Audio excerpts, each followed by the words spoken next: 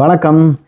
இந்த வீடியோவில் AR Raghavendra direct பண்ணி லாஸ்ட் இயர் 2025 ஜூலையிலே ரிலீஸ் ஆன மாயக்கூத்து அப்படிங்கிற படத்தை பற்றி பார்க்கலாம். அது அப்போவே ரிலீஸ் ஆகிடுச்சு, என்னால் அப்போ பார்க்குறதுக்கு வாய்ப்பு கிடைக்கல. அதனால் இப்போ தான் ஏன்னா அந்த படம் எங்கேயுமே எங்கள் ஊரில் ரிலீஸ் ஆகலை. சரி, அப்போ தான் இப்போ ரீசெண்டாக தான் இந்த படம் என் கண்ணில் தென்பட்டது. திரும்பவும் ரொம்ப நாள் பார்க்கணும்னு நினச்சேன், இப்போ தான் பார்த்தேன்.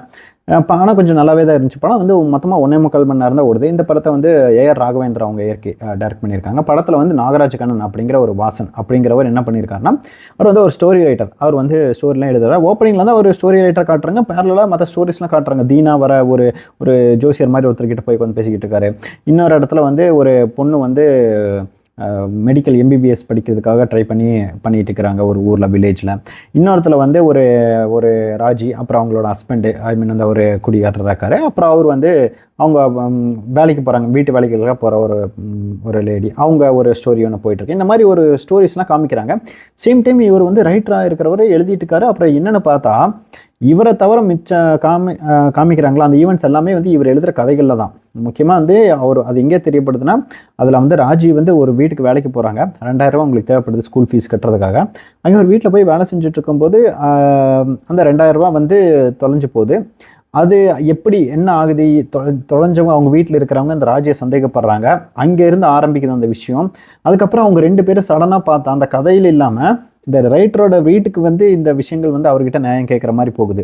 அப்போ தான் நமக்கு தெரிய வருது, இந்த ஸ்டோரியில் இருக்கிற கேரக்டர்ஸ்லாம் ரியல் லைஃப்குள்ளே இவரை மீட் பண்ணி இவரை என்ன மாதிரி அஃபெக்ட் பண்ணுறாங்கன்னு சொல்கிறோம். அதே மாதிரி தீனாவாகட்டும், இல்லை மற்ற எல்லாருமே இவரை எப்படி அஃபெக்ட் பண்ணுறாங்க, இவர் அதனால் என்ன ரியலைஸ் பண்ணுறாரு, சுற்றி இருக்கிறவங்ககிட்ட இவர் அட்வைஸ் கேட்கும்போது எந்த மாதிரி விஷயங்கள் இவருக்கு தெரிய வருது, இவர் அதுக்கப்புறம் அந்த கதையை எப்படி கொண்டு போகிறாருங்கிறது தான். இன்னொரு ஆட்டோக்காரர் ஸ்டோரியும் இருந்துச்சு. இந்த மாதிரி ஒரு விஷயங்கள்லாம் தான் இந்த மாயக்கூத்துங்கிற திரைப்படம். ஒரு மாதிரியான டிஃப்ரெண்ட்டான ஒரு படம்னு சொல்லலாம். ஸோ முக்கியமாக சொல்லணும்னா, ஒரு ஆட்டோ சீன் இருக்கும், அதை கொண்டு போய் ஒரு இடத்துல நிப்பாட்டுற அந்த ஒரு சீனில் கொஞ்சம் ட்விஸ்டில் அதில் வர சீன்ஸ்லாம் நல்லா இருந்தது.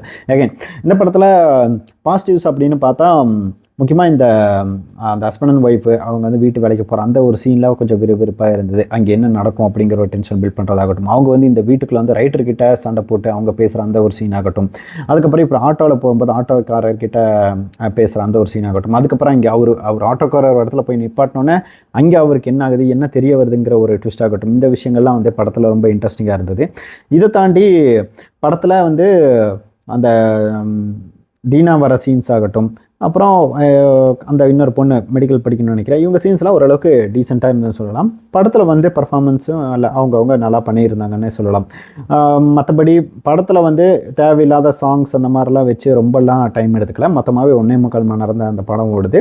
பெருசாக காமெடிகள் எங்கேயுமே அங்கே நினச்சி வச்சிருக்கிற எதுவுமே ஒர்க் அவுட் ஆகலைனாலும் ஓரளவுக்கு படம் ஒரு என்ன விஷயத்த சொல்ல வருது அப்படிங்கிற ஒரு விஷயம் இருக்குது. இந்த படம் ஒரு கலையாகட்டும், அது எதை கொடுக்கணும், அது எப்படி ஒரு விஷயத்தை அஃபெக்ட் பண்ணும் அப்படிங்கிற ஒரு விஷயத்த ஒரு வெறுப்பு கலை, அப்புறம் ஒரு மனுஷன் ஒரு ரைட்டராக எப்படி ஒரு ரெஸ்பான்சிபிளாக இருக்கணுங்கிற மாதிரி நிறைய விஷயங்கள் அதில் நமக்கு அவர் சொல்ல ட்ரை பண்ணியிருக்காங்க இந்த படத்தில்.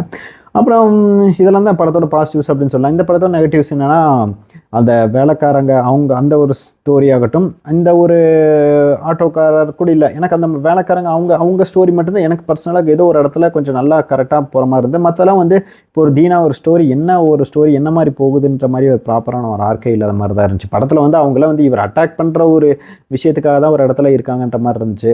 நிறைய இடத்துல இந்த ஃபேக்டர் இருக்குல்ல, இந்த ஸ்டோரிக்குள்ளே வராங்கன்ற ஃபேக்டர் அந்த ஆட்டோக்காரர் சீனுக்கு அப்புறம் பெருசாக எங்கேயுமே ஒர்க் அவுட் ஆகலை. ஒர்க் அவுட் ஆகலைன்றதை தாண்டி பெருசாக எங்கேயுமே ஒரு இன்ட்ரெஸ்டிங்கான ஒரு விஷயமா அதுக்கப்புறம் எங்கேயுமே போகலை அப்படின்னு சொல்லலாம்.